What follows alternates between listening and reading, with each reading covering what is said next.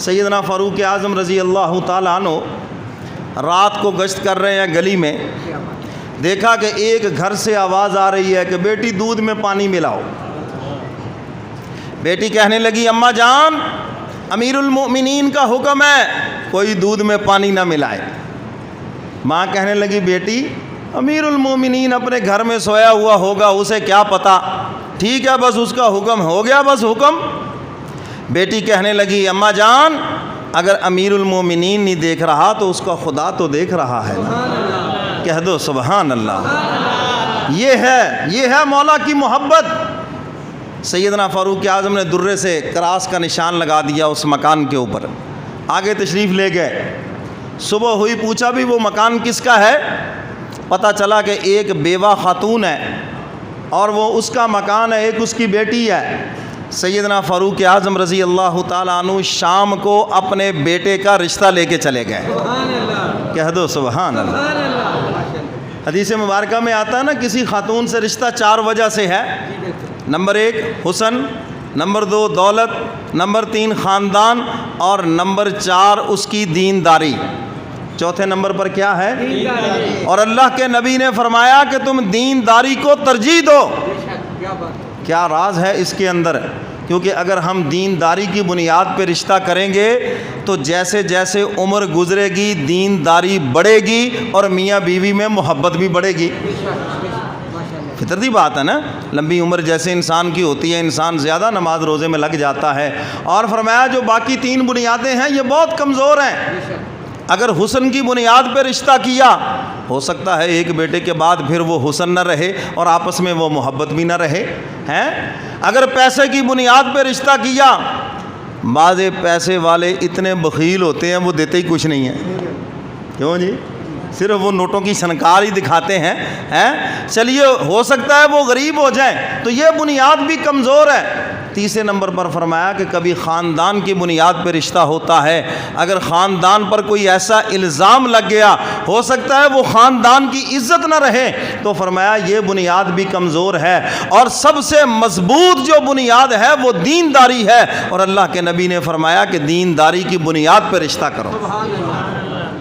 آج ہمارے رشتے کیوں فلاپ ہیں؟ آج ہمارے گھروں کے مسائل کیوں ہیں؟ آج میاں بیوی میں لڑائی جھگڑا کیوں ہے؟ کیونکہ ہم نے پہلی 3 بنیادوں پہ رشتہ کیا ہوا ہے۔ کیوں جی ایسے ہے یا نہیں؟ اور جہاں پر دینداری کی بنیاد پہ رشتہ ہے وہاں کوئی لڑائی جھگڑا نہیں، وہاں کوئی فساد نہیں ہے، وہاں میاں بیوی کے اندر محبت ہی محبت ہے۔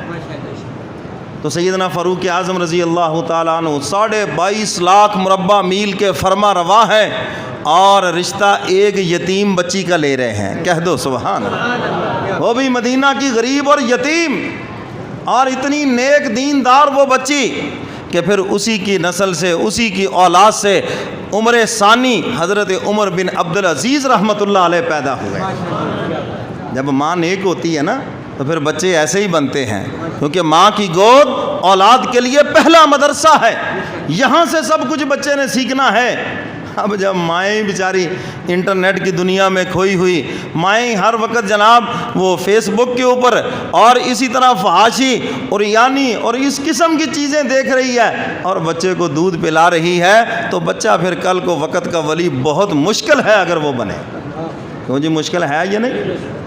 تو میرے محترم سامعین، اب سیدنا فاروق اعظم رضی اللہ تعالیٰ عنہ کی اگلی رات وہ بہو بن کر آ گئی، دینداری کی بنیاد پر۔ کیا جملہ کہا؟ اماں جان اگرچہ امیر المومنین نہیں دیکھ رہے، امیر المومنین کا خدا تو دیکھ رہا ہے نا۔ سیدنا فاروق اعظم رضی اللہ تعالیٰ عنہ جنگل میں تشریف لے گئے، دیکھا کہ ایک چرواہا بکریاں چرا رہا ہے۔ سیدنا فاروق اعظم امتحان لیا کرتے تھے، قریب تشریف لے گئے، فرمانے لگے یار ایک بکری مجھے بیچ دو، ہمیں بکری کی ضرورت ہے۔ وہ کہنے لگا شہزادے میں آپ کو پہچانتا نہیں، یہ بکریاں میری ملکیت نہیں ہیں، میں تو ملازم ہوں، اجرت پہ بکریاں چراتا ہوں۔ آپ سمجھ گئے، اچھا۔ فرمایا پھر تو بڑی اچھی بات ہے، ایک بکری مجھے دے دو، پیسے ڈالو جیب میں، اور شام کو جب مالک پوچھے گا تو کہہ دینا بس وہ بھیڑیا آیا تھا اور آ کے بکری کھا گیا۔ کہاں تیرا مالک اس جنگل میں آئے گا، کہاں وہ دیکھے گا؟ تجھے پیسے مل جائیں گے، مجھے بکری مل جائے گی، تیرا بھی کام بن جائے گا، میرا بھی کام بن جائے گا۔ اس نے پتہ کیا کہا؟ او شہزادے میں تیرا نام نہیں جانتا. وہ جانتا نہیں تھا کہ یہ سیدنا فاروق اعظم ہے, امیر المومنین ہے. وہ کہنے لگا شہزادے میں تمہارا نام نہیں جانتا, لیکن ایک بات بتاؤ کہ یہ بات میں اپنے مالک سے تو چھپا سکتا ہوں, لیکن جو میرے مالک کا مالک اللہ رب العزت ہے میں اس سے کیسے چھپاؤں؟ آخر مجھے اس کی بارگاہ کے اندر بھی تو پیش ہونا ہے نا.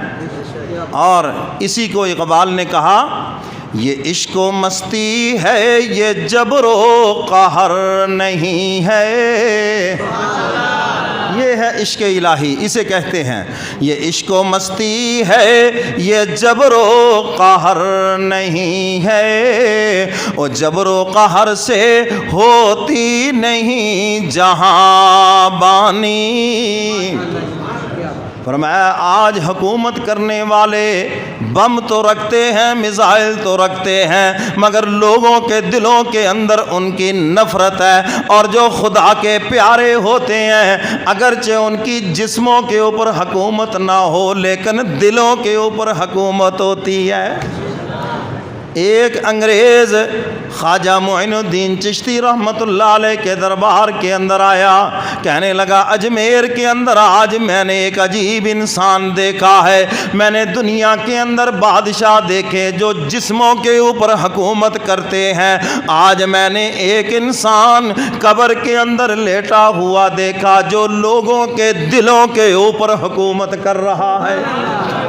یہ عشق و مستی ہے یہ جبر و قہر نہیں ہے, وہ جبر و قہر سے ہوتی نہیں جہاں بانی. وہ کیا گیا ہے غلامی میں مبتلا تجھ کو, وہ تجھ سے ہو نہ سکی فقر کی نگہبانی.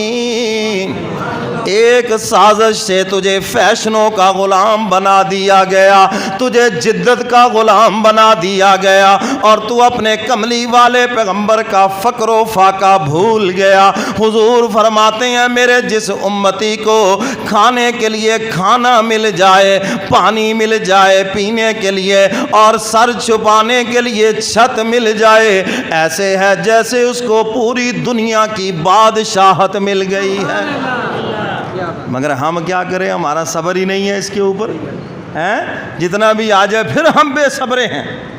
اور حدیث مبارکہ میں ہے اللہ کے محبوب فرماتے